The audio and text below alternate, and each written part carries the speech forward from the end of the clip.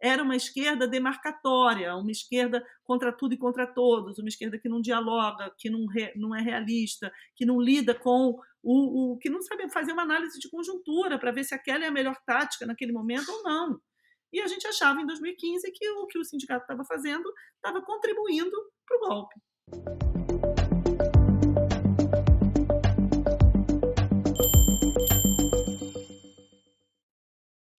Olá, bem-vindo, bem-vinda ao Espaço Recíproco. Hoje nós temos a alegria de receber aqui a Tatiana Roque, que é graduada em Matemática pela Universidade Federal do Rio de Janeiro, mestre em Matemática Aplicada e doutora na área de História e Filosofia das Ciências pela mesma universidade. Ela é professora titular do Instituto de Matemática, da pós-graduação em Ensino e História da Matemática e da Física e da pós-graduação em Filosofia da Universidade Federal do Rio de Janeiro. Tem experiências nas áreas de História, Filosofia da Ciência e da Matemática e de Filosofia Francesa Contemporânea. Seu livro História da Matemática, uma visão crítica, desfazendo mitos e lendas, da editora Zahar, em 2012, foi um dos vencedores do Prêmio Jabuti de 2013. Ela foi presidente do Sindicato Docente da UFRJ, que é o ADU-FRJ, e ex-coordenadora do Fórum de Ciência e Cultura da UFRJ também. Tatiana, obrigado pelo teu tempo, disponibilidade. É uma alegria receber você aqui. Obrigada, Marcelo. É um prazer estar aqui. Já admiro o seu trabalho há bastante tempo, então vai ser um prazer conversar com você. Bom, eu queria começar realmente com a curiosidade, né? Você tem uma carreira já bastante diferente, né? É, uma carreira acadêmica em matemática e filosofia. Queria que você contasse um pouquinho para os nossos ouvintes como foi trilhar esse caminho, como que você passou por essas áreas tão complementares, mas também tão diferentes. Sim, eu costumo dizer que eu faço parte do movimento dos sem área, porque eu atuo em tantas áreas que é difícil me encaixar numa caixinha disciplinar, né? Porque eu tenho a minha formação em matemática, até o mestrado eu fiz em matemática, mas depois do meu doutorado eu já mudei de área, eu fiz já em História e Filosofia da Ciência, né? Principalmente uma boa parte, a parte mais acadêmica, fora do Brasil, porque na época essa área ainda era muito incipiente no Brasil. Então, eu fui para a França e fiz o doutorado nessa área. Na volta, eu passei a atuar, então, na verdade, a minha pesquisa mesmo sempre foi na área de história da ciência, história da matemática e filosofia. Nunca tive pesquisa em matemática. Eu tenho uma formação em matemática, mas a minha pesquisa sempre foi já nessa área interdisciplinar. Né? E aí, depois, mais tarde, passei a atuar também na pós-graduação de filosofia. Então, mas a gente tinha no Instituto de Matemática da UFRJ, tem um grupo que já há muito tempo trabalha com ensino de matemática, e depois esse grupo foi ampliando para trabalhar também com história da matemática e da física. Então é interessante isso, porque realmente o Instituto, né, claro que não foi muito fácil esse percurso, da gente ter dentro do Instituto de Matemática um grupo dessa natureza, mas aos poucos a gente foi conquistando isso e acho que foi bastante bem sucedido, né? Eu costumo enxergar assim como o ápice dessa conquista o fato de eu ter falado no Congresso Internacional dos Matemáticos, que é aquele grandão, muito mais importante do mundo, que se reúne a cada 4 anos. E aí, em 2018, foi no Rio de Janeiro e eu dei uma palestra convidada de História da Matemática no grande Congresso Mundial de Matemática. Então, eu acho que isso foi assim uma realização realmente dessa batalha já longa por conquistar um espaço para a história da matemática dentro da matemática. É, muito bom. E você também trilhou outro caminho que é escrever para o público mais geral, né? Você, em 2013, como já mencionei, ganhou um prêmio Jabuti pelo teu livro sobre história da matemática, com uma visão crítica do que as pessoas em geral pensam sobre a matemática, seu desenvolvimento. Eu queria que você contasse também, resumisse um pouquinho para a gente o que, que você aborda nesse teu livro. Sim, porque a área de pesquisa mesmo, em história da ciência, ela passou por uma verdadeira revolução nos anos 80 por aí, né? Na história da matemática foi um pouquinho mais tarde, eu diria que foi até mais para os anos 90. E essa transformação muito profunda diz respeito ao trabalho com as fontes. A gente tem um trabalho de história da ciência e de história da matemática voltado mesmo para o período histórico em que os conhecimentos matemáticos se desenvolveram, em cima de fontes que muitas vezes são difíceis de ser encontradas, principalmente as fontes mais antigas. Muita coisa que a gente sabe sobre a matemática, a gente sabe a partir de fontes que foram escritas quase 5 séculos depois daqueles acontecimentos matemáticos, né? Então, hoje em dia, a história da matemática, a história da ciência, ela já não se contenta com essas versões. Ela quer trabalhar com as fontes, com os originais e com uma preocupação histórica de realmente encaixar aqueles desenvolvimentos num contexto. E esse tipo de história da ciência, de história da matemática, ele não era muito presente no Brasil na época que eu fiz doutorado. Eu entrei em contato com isso realmente quando eu fui fazer meu doutorado na França, que eu fiquei a maior parte do tempo lá. Foi um sanduíche, mas eu fiquei 2 anos lá e vi que lá existia essa preocupação, né? Um trabalho profissional mesmo de historiador da ciência e de historiador da matemática. Eu estava numa equipe lá muito profissional nesse sentido. E aí, quando eu voltei, eu comecei a me incomodar muito com os livros que eram usados no Brasil de história da matemática, porque era uma história completamente anacrônica, escrita a partir não das fontes originais, não de trabalhos de pesquisa, mas de certas versões, né, que não tinham muita base em pesquisa acadêmica, em pesquisa científica. Então, eu, para dar minhas aulas de história da matemática, eu dava essa matéria na graduação de matemática, né? A gente tem uma matéria lá chamada Evolução da Matemática. E eu comecei a dar essas aulas e não me contentar nem um pouco com os livros que eram usados, que são os livros famosos do Karl Boyer, tem outro do Howard Eaves, de História da Matemática. Esses livros, eles são nada, nada, nada sintonizados ao que se faz em pesquisa nessas áreas a nível mundial. Nem um pouco. São livros ultrapassados, anacrônicos, que têm uma visão retrospectiva da história. Então, eles contam um monte de lendas e mitos que não tem nada a ver com o que se pesquisa hoje em história da matemática. Então, eu não quis usar esses livros nas minhas aulas e eu comecei a escrever minhas notas de aula baseada nas pesquisas. Como essas pesquisas elas são publicadas em artigos e os livros muitas vezes são em outras línguas, né, inglês, francês e artigos acadêmicos também difíceis ainda de entender, eu fui fazendo notas de aula que meio que traduziam esses avanços que já existiam, né, internacionalmente, mas que traduziam numa linguagem acessível para um estudante de graduação. E aí, quando eu fui ver, eu tinha um livro. Eu falei, bom, eu acho que isso aqui dá um livro. Aí eu reuni tudo isso, coloquei em formato de livro e eu vi que estava tendo um interesse em livros sobre matemática assim, para grande público, né? A Azar tem uma coleção e não tinha nenhum autor brasileiro nessa coleção. Aí eu submeti, eu achei um contato lá da Zahar, que eu nem conhecia, foi assim, foi super republicano mesmo, e fui lá e submeti meu livro, eles ficaram super interessados e fizeram um belo trabalho também de me ajudar a tornar a linguagem menos acadêmica, né? Que a gente tem muitos vícios acadêmicos. Nessa época eu ainda tinha. Depois eu fui mudando, fui aprendendo a escrever para um público mais amplo, né? Então, coisas assim do tipo que eles me mandaram tirar, que a gente faz muito na academia. Segundo fulano de tal, isso assim, assim, ela cortava tudo, a revisora. Não se diz isso, não precisa dizer, você fala você, depois você bota uma nota lá. Mas isso, segundo, como diz fulano, isso é vício acadêmico. Então eu fui aprendendo e aí fiz uma mudança também na linguagem e acabou saindo esse livro aí, que foi bastante bem sucedido, né? Além de ganhar o Jabuti, ele já está na quinta reimpressão, eu acho, já vendeu 10 mil cópias.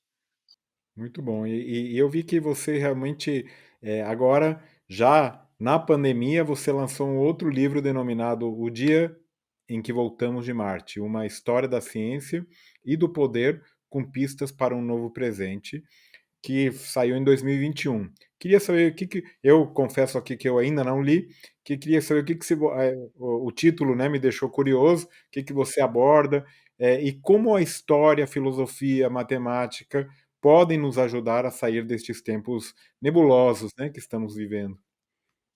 Pois é, esse livro partiu de uma preocupação que eu acho que todos nós tivemos muito na pandemia com o negacionismo, né? E o negacionismo eu interpreto como um fenômeno entre ciência e política. Muitas vezes a gente interpreta o negacionismo e pensa em formas de combater o negacionismo defendendo a ciência, né? Como o negacionismo sendo um movimento anti-ciência. Mas eu acho que essa visão ela é um pouco simplista, é mais complexo do que isso. É claro que o negacionismo ele ataca a ciência estabelecida, mas, por outro lado, ele é um movimento que não diz respeito só à ciência, ele é um instrumento de utilização de uma ciência própria, praticada por esses grupos, para um projeto político. Então, ele é instrumento de um projeto político. Tanto é que a gente, como a gente viu na pandemia, eu mesma coordenei uma pesquisa lá no Fórum de Ciência e Cultura, que a gente baixou todos os vídeos sobre o tal do tratamento precoce, que não tinha nenhuma eficácia comprovada, que foi um dos maiores danos, né, ao combate à pandemia, foi o uso desses medicamentos.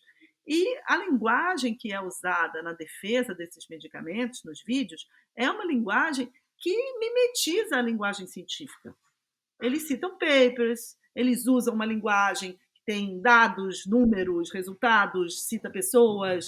Então, não é exatamente anti-ciência. Claro que não é condizente com a ciência legitimada. Não é legítimo esse uso que eles fazem dessas, né, dessas referências. Mas a linguagem é totalmente científica. Então, a gente vê que está tendo uma instrumentalização do lugar que a ciência adquiriu no mundo de hoje para fins políticos, para uso em um projeto político.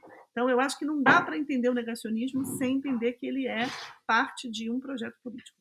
Aí eu resolvi escrever, então, um livro que conta a história da relação entre ciência e política, para mostrar que também não é de hoje, que a ciência ela se afirmou, né, nos últimos 3 séculos a partir de um lugar que tem a ver com os contextos políticos em que se vivia. Né? Então, eu mostro isso no século XVIII, no século XIX, no século XX, e depois com a virada das mudanças climáticas, que eu acho que trazem uma questão sobre essa relação entre ciência e política, e essa questão foi deflagrada, digamos assim, pelos movimentos negacionistas climáticos, né, que eu acho que eles são bem paradigmáticos de todos os negacionismos que a gente está vivendo e que se desenvolveram ali nos anos 90. Eu conto bastante essa história no livro, né, do desenvolvimento da ciência do clima e de como o negacionismo climático se desenvolveu para combater os avanços, não só os avanços da ciência do clima, mas o papel político que esses avanços começaram a ter nos anos 90. Não, é sem dúvida. E além disso, nós temos hoje as redes sociais que também amplificam, né, esses movimentos de uma maneira muito forte e é bastante difícil de combater. Mas o entendimento, né, da origem e das causas desse negacionismo é absolutamente fundamental. Tá na lista aí dos livros para ler logo mais. Depois quero te ouvir. Quando você ler, quero saber sua opinião. Tá joia. E agora eu queria saber um pouquinho do teu Seu livro, envolvimento. mas me lembra, porque você publicou também um livro com um Sim, título que eu lembro que remete a. isso, Eu, o meu eu, chama Ilusão da Lua. exato, eu gostei Ideias muito desse para livro. também, ideias para combater o negacionismo aí. É parecido, né? Mas eu faço uma Pois é. outra visão. Não tenho a formação de historiador, nem a pretensão, então eu fui mais pelo lado do que realmente a gente observa no dia a dia, Sim, como eu também quero identificar, né? ler. Como, Depois da como, como eleição, eu ir vou ler. atrás, né? E perceber o que é ciência e o que não é ciência. Eu queria entender um pouquinho agora o teu envolvimento em política, como começou. Eu vi que você foi presidente, né, do sindicato docente da UFRJ, já foi candidata nas eleições passadas.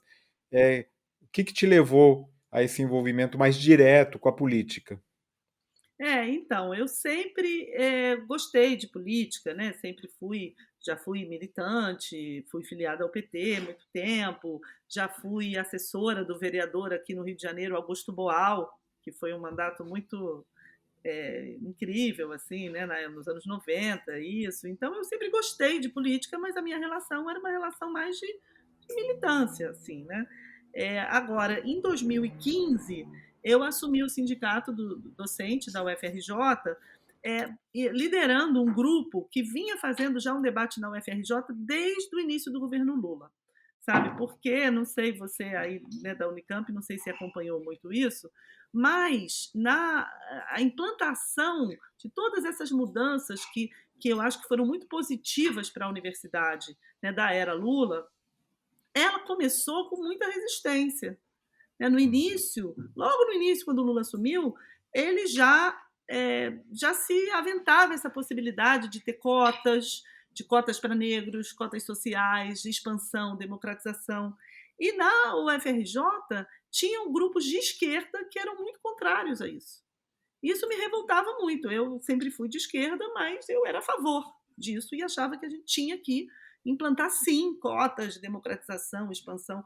Aí dali a gente foi organizando um grupo na UFRJ muito indignado com a postura do sindicato, justamente, de ser contra todas essas medidas e que foi contra tudo que o governo Lula fazia, eles eram contra. E se a gente imaginar o que era a universidade em 2015 e o que é a universidade hoje, realmente, assim, a gente era feliz e não sabia, né? Porque era uma coisa, claro, tinha muito mais investimento, tinha muito mais atenção, e claro que tinha problemas. Em 2015 começaram a ter alguns cortes, porque tinha as pautas bombas do Eduardo Cunha, tinha uma série de problemas, mas eu achava que era uma irresponsabilidade.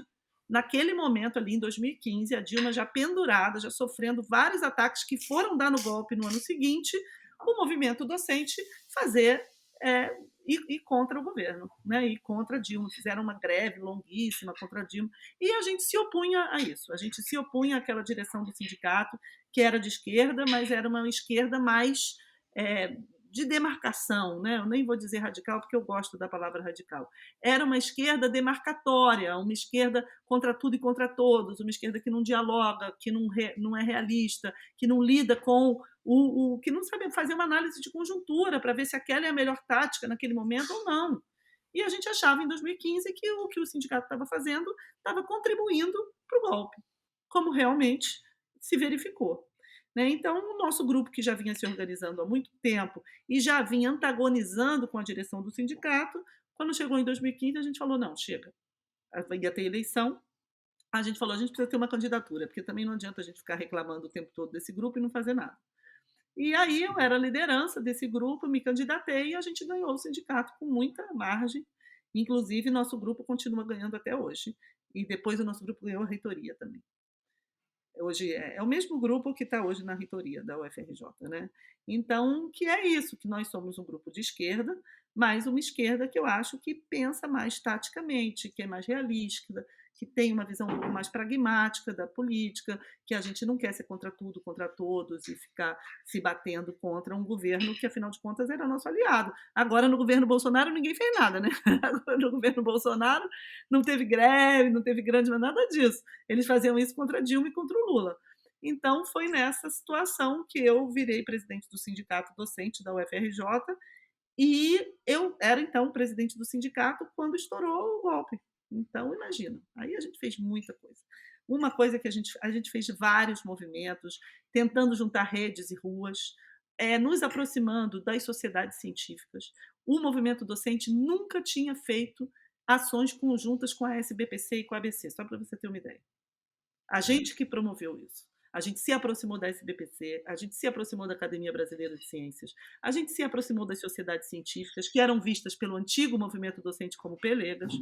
A gente achava que não, que eram aliados importantes, a gente se aproximou e a gente fez várias manifestações, a gente organizou uma campanha chamada Conhecimento Sem Cortes, fazíamos ações no Congresso Nacional, e conseguimos algumas conquistas pequenas, mas com essa ampliação de alianças, com essa visão também mais embasada. A gente fez vários estudos sobre os cortes, sobre os impactos dos cortes, né? Uma visão também mais embasada, mais preparada para a gente colocar para a opinião pública o que estava acontecendo. Então, a gente teve uma gestão que foi muito referência naquele momento, né? Um momento em que a universidade estava sofrendo muito e o Brasil também, né? Com o golpe, ataques à democracia, e eu acho que essa nossa visão de ampliar as alianças e de fazer ações mais inteligentes, mais táticas, né, que usassem as redes sociais, que usassem a informação, eu acho que deu certo e virou um pouco referência, assim, para vários grupos, né, que estavam se movimentando ali. E a partir daí, então, justamente por essa liderança que eu assumi, surgiu a ideia, todo mundo falou: a gente precisa de uma candidata para defender a ciência, para defender a universidade. E aí era já minha gestão acabou em 2017, e aí em 2018 eu resolvi ser candidata a deputada federal. Eu tive uma boa votação, 16 mil votos. Não me elegi, mas foi por pouco. E aí agora estou tentando de novo. Bom, é muito bom. É interessante, né, ver como surgem essas questões e realmente a gente vai viver ainda os reflexos, né, do momento que a gente está vivendo por muitos anos e eu acho que teremos esse desafio, né, também é, numa possibilidade, né, grande de uma volta do Lula, nós teremos um país, né, praticamente quebrado, com inflação e provavelmente esse movimento aí de greves e uma situação bem complexa que voltará a acontecer e realmente acho que tem que haver um pacto, né, uma união das pessoas entendendo esse momento que a gente está vivendo bastante complexo.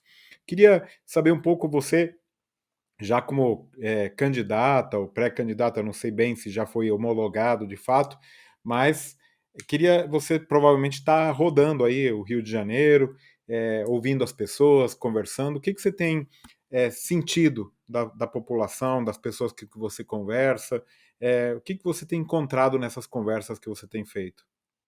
Então, uma coisa animadora é porque a minha pré-campanha, né, é muito voltada para universidades, institutos federais, então para esse meio da educação e principalmente da educação federal, ou da educação tecnológica ou universitária. E da ciência também, né?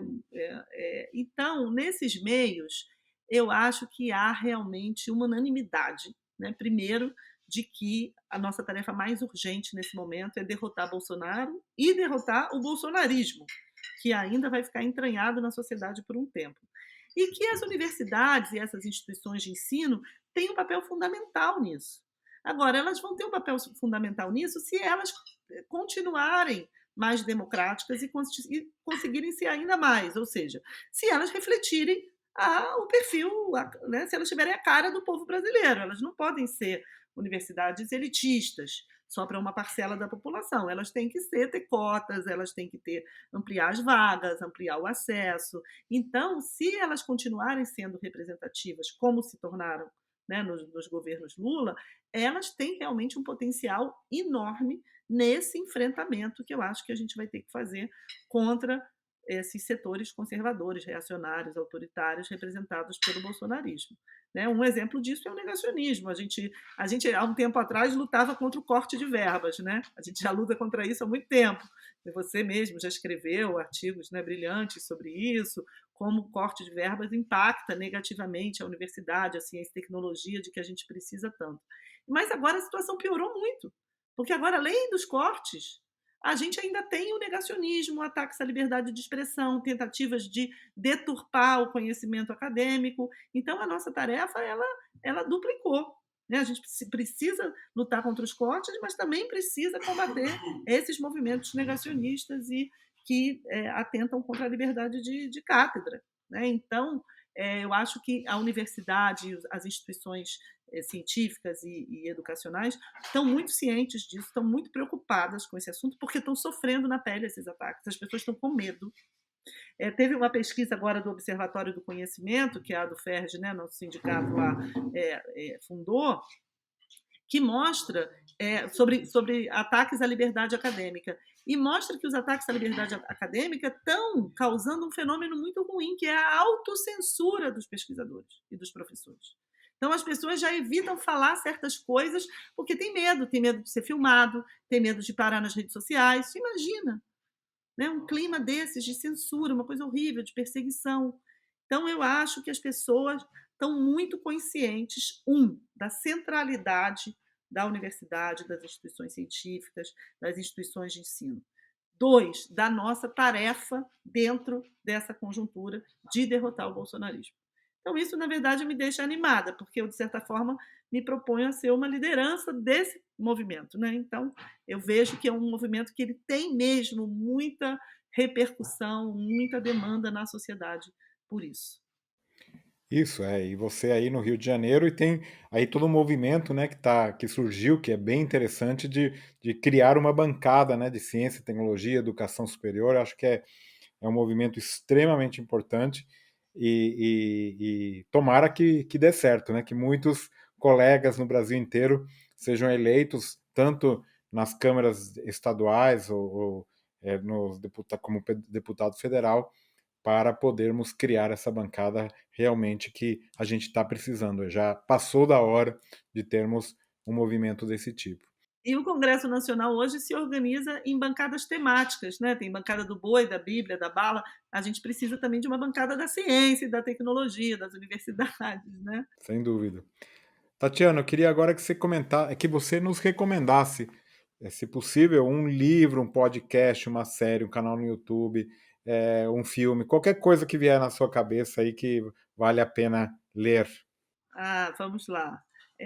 Bom, série, eu estava vendo uma série que eu gostei muito chamada Rupturas, que é sobre é uma espécie de denúncia, assim, né, do que está se tornando o mundo do trabalho com essa segregação e com essa, com a automação, com a robotização, que o grau de exploração, né, e de sentimento, assim, de inutilidade que as pessoas estão sentindo, inclusive com o fato de que elas não têm mais muito tempo livre, né? As pessoas trabalham o tempo todo.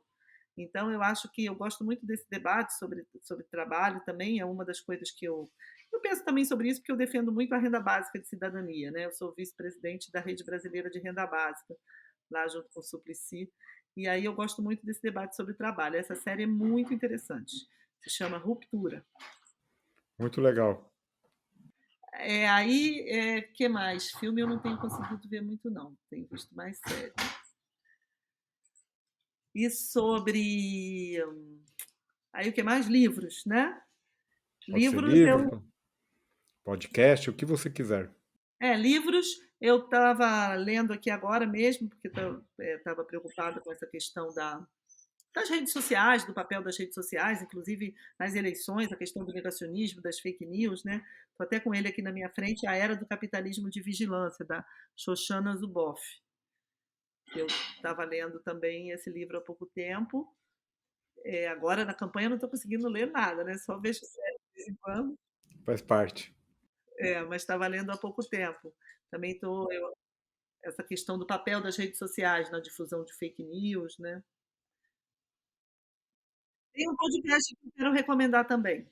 O podcast, eu estou também encampando muito na minha campanha a pauta ambiental. Eu escrevi esse livro, O Dia em que Voltamos de Marte. Ele fala da história das mudanças climáticas e também de caminhos para o enfrentamento das mudanças climáticas que se tornaram tão urgentes, né? E a gente tem um podcast, dois podcasts muito bons sobre questões relacionadas a isso. Um se chama Tempo Quente, que é sobre mudanças climáticas e efeitos das mudanças climáticas, e tem um outro sobre alimentação, que eu também gosto muito, chama O Joio e o Trigo, que é sobre alimentação e que desmente algumas coisas que a gente acha, né? Por exemplo, que se não tiver agronegócio, as pessoas vão morrer de fome.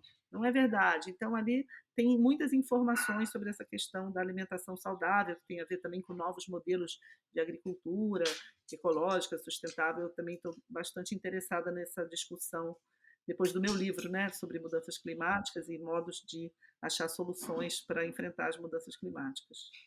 Eu acompanho esses dois. Tem um site muito bom também que chama Fervura no Clima. Não sei se Isso, você é muito conhece, que bom, é muito bom. Muito excelente. bom. Tatiana, eu queria que você, para terminar, a gente fizesse um ping-pong aqui. Primeiro, a tua melhor e a tua pior lembrança da graduação ou da pós-graduação. A, a minha melhor lembrança da graduação era já da turma que fazia matemática, mas que gostava dessas questões de filosofia, política, que era o pessoal mais assim hippie, digamos. Então, e as piores lembranças eram justamente o oposto, era assim, que eu na verdade a minha graduação foi em matemática, modalidade e informática. Então toda essa parte voltada muito para o mercado de trabalho, né, para conseguir estágios, empregos, não era muito a minha, eu já gostava da área acadêmica, então essa parte era uma lembrança que não foi tão boa. Ainda bem que eu tinha a turma lá mais da, do conceito, né, da abstração, em que eu me encontrei, que já era muito mais a minha praia. Né? Essa é justamente a grande vantagem da universidade, né? Ter diversas tribos diferentes. Exatamente, a gente sempre acaba encontrando a nossa praia, nem que seja dando umas voltas, mas a gente sempre acaba encontrando, né. Uma aula inesquecível. A minha aula de filosofia com o professor Cláudio Piano, era um professor de filosofia que inclusive deu aula na Unicamp. E aí aqui também na UERJ, ele ensinava filosofia francesa contemporânea em grupos de estudo que ele fazia na casa dele, e que foi ali a minha iniciação à filosofia, foi nas aulas do Cláudio Piano. É, muito bom. E um pesquisador, pesquisadora, ou educador, educadora que você admira? Maria Laura Leite Lopes foi minha guru quando eu entrei na universidade, ela que fundou esse grupo de ensino de matemática dentro do Instituto de Matemática da UFRJ, né, ela já faleceu, mas era uma mulher incrível que fundou a área de ensino de matemática no Brasil, e a gente deve muito a ela. Muito legal. E para finalizar mesmo, qual que é a tua grande habilidade que você tem, mas que não está no seu látis? Tocar pandeiro e Ah, cantar samba. é? Eu sei todas as letras de samba, modéstia à parte, sou afinadinha, toco um pouco de pandeiro e ainda gostaria muito de ser cantora. Depois que eu me aposentar, que for deputada, tudo isso, ainda vou ser cantora um dia. Muito bem. Depois, quando passar a eleição, você assiste aí uma conversa que eu tive aqui com o Moreno Veloso, que é físico, e justamente isso, ele tocando prato, não pandeiro, mas ficou muito legal. Sempre tem possibilidades de mudar de caminho ao longo da trajetória. Mas eu queria te parabenizar pela trajetória, pela tua coragem agora de ser candidata e realmente desejar sucesso nessa empreitada e parabéns por tudo que você tem feito. Muito obrigada, Marcelo, foi um prazer enorme e conto com você, tenho certeza que estaremos juntos aí nas próximas jornadas. Muito bom. Muito obrigado.